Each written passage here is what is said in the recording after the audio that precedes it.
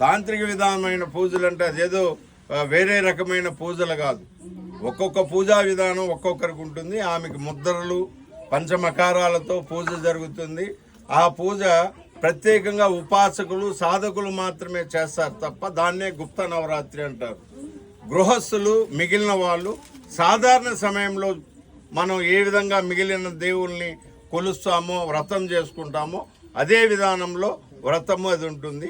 కేవలం గుప్త నవరాత్రి తాంత్రిక పూజా విధానం అనేది కేవలం ఉపాసకులు సాధకులకు మాత్రమే తప్ప మరెవరికి కాదని ఇది చేస్తున్నాం. చాలా మంది ఈమె ఉగ్రదేవత, ఈమెని అదేమి అనొద్దండి. ఉగ్రదేవత ఎప్పుడంటే మిలిటరీ కమాండర్ ఎప్పుడు స్ట్రిక్ట్ గానే ఉంటాడు, ప్రేమ చూపాడు.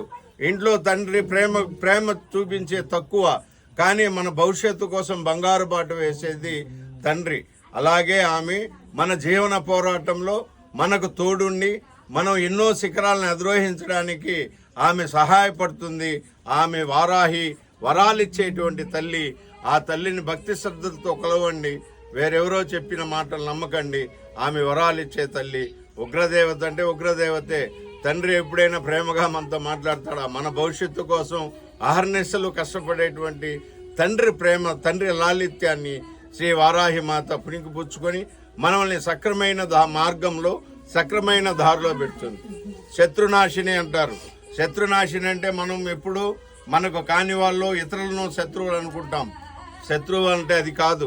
ఎవరైతే వారాహిదేవిని పూజిస్తారో, వారాహిదేవిని ఉపాసిస్తారో, వారాహిదేవిని సాధన చేస్తారో ఆ వారాహిదేవికి మనలో ఉండేటువంటి 4 శత్రువుల్ని సంహరిస్తుంది. అదే శత్రు సంహారిణి. ద్వేషం, అహంకారం, అజ్ఞానం, అసూయ, ఈ 4 గుణాలు మనిషిలో ఉన్నంత వరకు భౌతికంగా మనకు శత్రువులు ఏర్పడుతూనే ఉంటారు.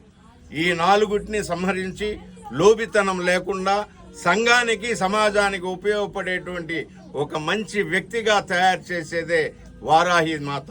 అదే శత్రు సంహారిణి.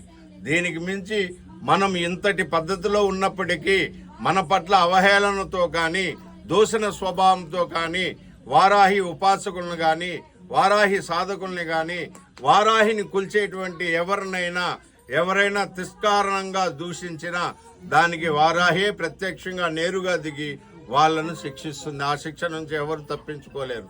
అందుకే ఉపాసకుల పట్ల కానీ వారాహి భక్తుల పట్ల కానీ చాలా జాగరూకతతో ఉండాలని శాస్త్రం చెప్తుంది.